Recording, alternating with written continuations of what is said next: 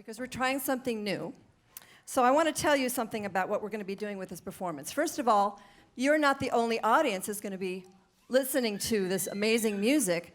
We have, thanks to the modern technology and our friends at CENIC, which stands for the Corporation for Education Network Initiatives in California, and the Peninsula Library System, we're going to be live broadcasting this show to 3 libraries down the peninsula. So we're going to be able to see them on this screen. Woohoo! How about that? Modern technology, folks, it's amazing. This is the first time we're trying this at SFJAZZ, so you guys are all part of an amazing experiment, okay? So right after the concert, we're going to have students from SFJAZZ Center and our 3 public libraries in the peninsula take turns asking questions of the members of the band. So we would like to get the folks out at these libraries to give us a nice big cheer. So how about we start with Belmont, okay? 3, 2, 1, can we hear you, Belmont? All right, woohoo, how about that? All right, East Palo Alto, are you in the house? East Palo Alto. Buenos dias. And how about Redwood City? Woohoo, Redwood City. They're coming from another event, so they'll be arriving as we go on with the program. So this is really an amazing opportunity for everybody to be engaged with us. We hope to do this many, many more times in the future, not only with education programs and concerts, but all kinds of conferences and opportunities for us to engage. So again, thanks very much to the folks at CENIC and the Peninsula Library System for making this happen.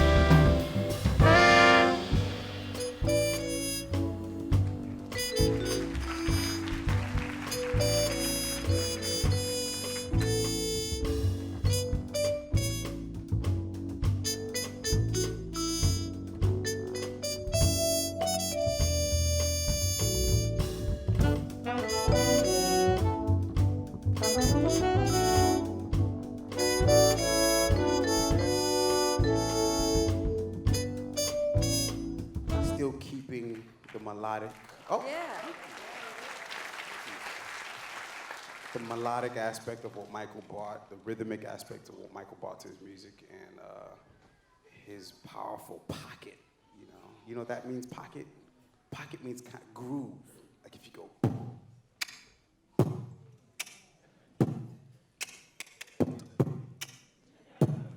That's like a pocket. That's a groove. You know, Michael was all about groove. And I think we did okay. Well, did we? Yeah. Awesome. Hey. Thank you, Obed. All right, it looks like we have somebody at Belmont ready to ask a question. Go ahead, Belmont. Hello.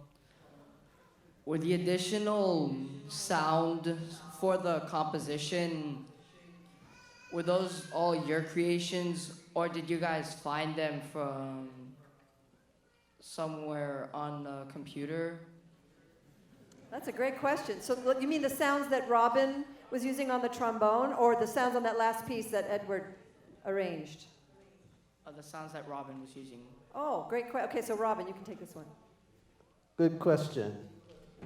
Well, I use some software in a computer, and it allows me to get different sounds and makes it not sound like a trombone at all, which sometimes is good. Sometimes it's bad, but it gives me options. And I can do, like, there's a new movie coming out.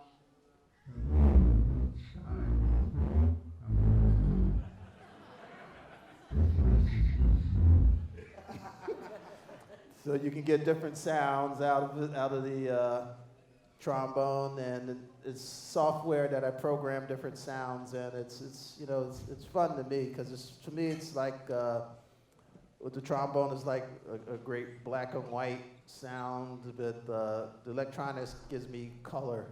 So I'm able to get a lot of different, I'm looking at this monitor screen. It gives me a lot of different colors that I have access to, so it just opens up the whole sound palette for me, and I have a ball doing it, and in this band I can do whatever I want, so I do that. All right, thank you, Robin. All right, East Palo Alto, I think we have somebody there ready to ask a question. Yes, go right ahead. Right into the microphone so we can hear you. When you were small, did you want to be in an orchestra band? When you were small, did you want to be in a band? How young were you when you knew you wanted to be a musician? Anybody can take this one. All right, Sean's going to answer this one, I think. Oh, no, Warren. All right. Don't look up there. Look out there. Oh, he said that I want to be a musician? Yeah, when you were young, did you know you wanted to be in a band? No, when I was young, I started playing this instrument when I was 3 years old, so I couldn't reach it. I was really tiny, so a hobby of mine outside of playing music, what I always wanted to be, I don't know if any of you parents let your kids watch, but I always wanted to be a WWE superstar.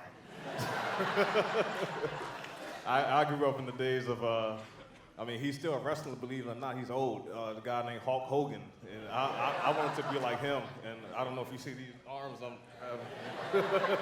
We were wondering about that. How I much still hope exercise one you day get on that? Vince McMahon will be in here and take me under his wing. Thank you, Warren. All right, Redwood City, I think we have somebody there ready to ask a question. Go ahead. This is you. Hi. This is a question for anybody going into the music field. So as a child, how did you feel? We grow up in a very capitalistic society, and kids want to go to college and get degrees. Did you experience any oppression or condemnation for going into the field that you wanted to go into, and that would be the music field? Wow. Sean is all over this one. Yeah. I grew up in a very small town in Ohio, Warren, Ohio. It's between Cleveland and Pittsburgh, and it's very blue collar. I was one of the weird kids. Like, what are you doing practicing all day? All that kind of thing. So I got to high school and I started practicing more, and I decided that I wanted to be a musician. And there were a lot of people that said, you shouldn't do that. Musicians don't make any money. They're all on drugs. They're all crazy. Stuff like that. And I said, well, this is what I want to do. It's what I wake up thinking about every single day. When I go to bed at night, it's what I think about. And then someone said, well, in order to make money being a musician, you got to be one of the best. I said, well, I better practice a little bit more then. But I never allowed that to deter me from what my dreams were. I didn't think about money. I didn't think about fame or any of that. I just wanted to do what I love to do. And I'm happy to be here doing it. Yes. All right. Max Guerra, we're ready for you. Go ahead and take the mic. We have a question from Max.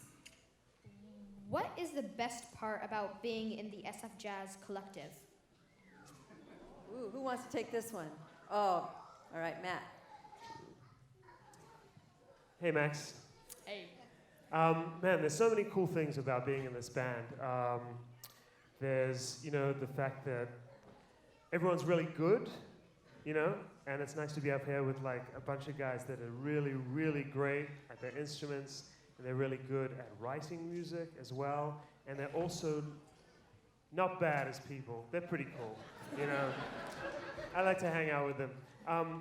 I think a really cool thing about being in the SFJAZZ Collective is coming to San Francisco for like this period of time, like 3 weeks that we get, and hanging out here. And I live in New York, I live in Brooklyn, so right now it's getting cold and the leaves are starting to fall from the trees, and you guys, this is your summer or something, whatever you call it, and so we've been really enjoying that, and the food is cool here, and the people are nice. So I think for me, the best thing is like coming here and hanging out a little bit with you guys. All right. Thank you, Matt. All right, we have somebody at Belmont ready for your question. Go ahead. How long did it take for each of you to get to where you are today on each of your songs? So the process of making the arrangements on each of those pieces, how long did each arrangement take? Is that your question? Mm-hmm. All right. Anybody want to take this one? Hey, that's a really great question, actually, because it changes all the time for me, at least. This year I arranged the song. It's a song entitled "Don't Stop Till You Get Enough." No, seriously, it's called like that. It's "Don't Stop." Not just. No, and that one actually took me just a few weeks, because I already kind of like had some ideas. And even when I wasn't sitting at the piano yet, already I was thinking of rhythmic ideas that I wanted to add to this composition.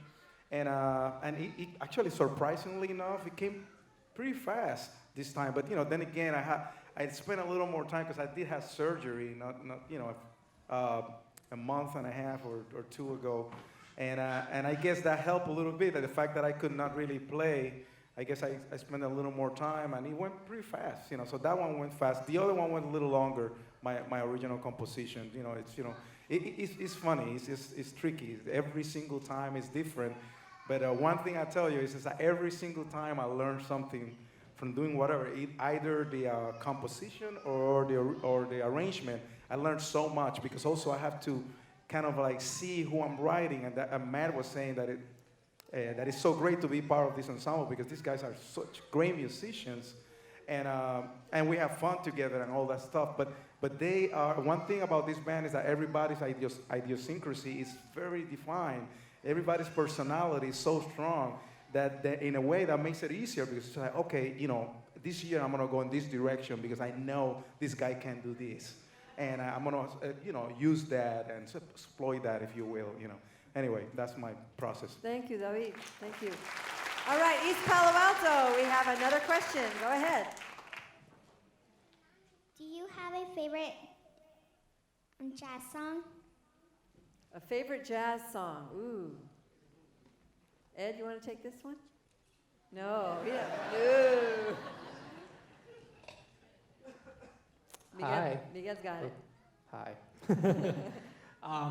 Well, one of the great things about this music is that it's very, very vast. This music has been around for a very long time. There's been a lot of great music made, some of which, luckily, we've been able to cover here in the band.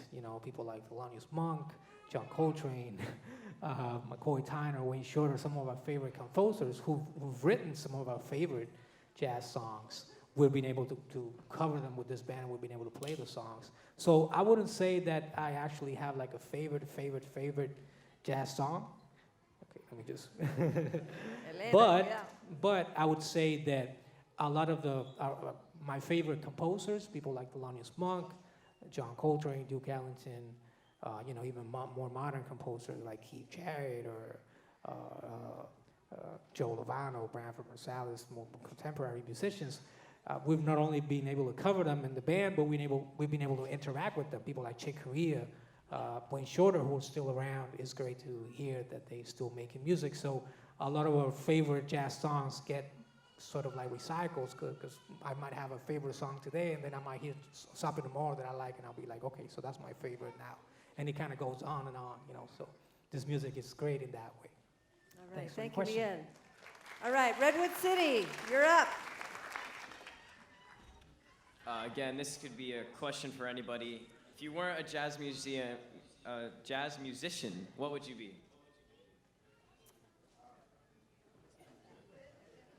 Navy SEAL. Did you guys hear that? Awesome. All right, Anushka, we're ready for your question. What goes through your mind when you're improvising?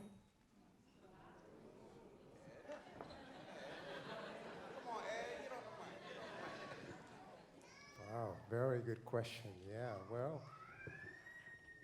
sometimes all kinds of things. Actually, I like to try and clear my mind before I play.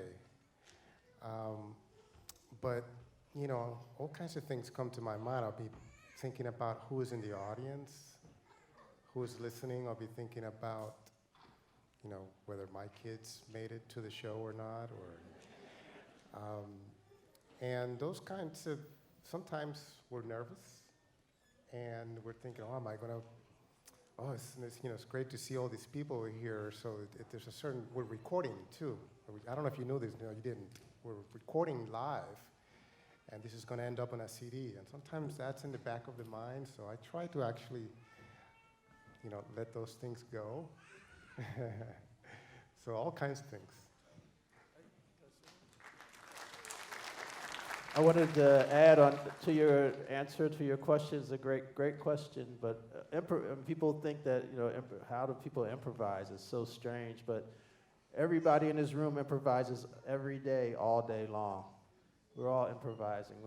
Especially when we speech, I don't know what you're going to say to me. You don't know what I'm going to say to you, and we just improvise. We just interact in real time, and you react to what someone says to you. Like I react to what the drummers may play, or what the piano may play, and then I just respond to that, and they respond to me. So everybody improvises all this day long. It's the most natural thing we do. So it's just not a very mysterious thing. You just have to apply what you do every day into a musical term or genre.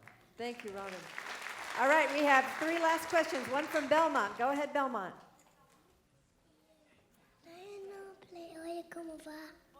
Do you know how to play Oye Como Va? Dale.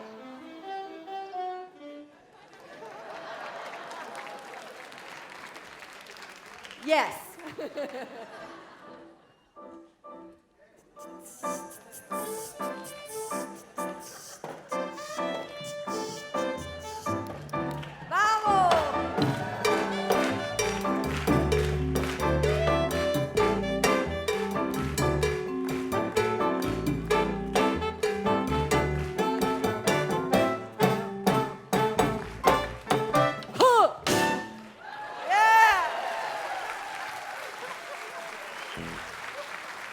Thank you, Belmont. That was a great question.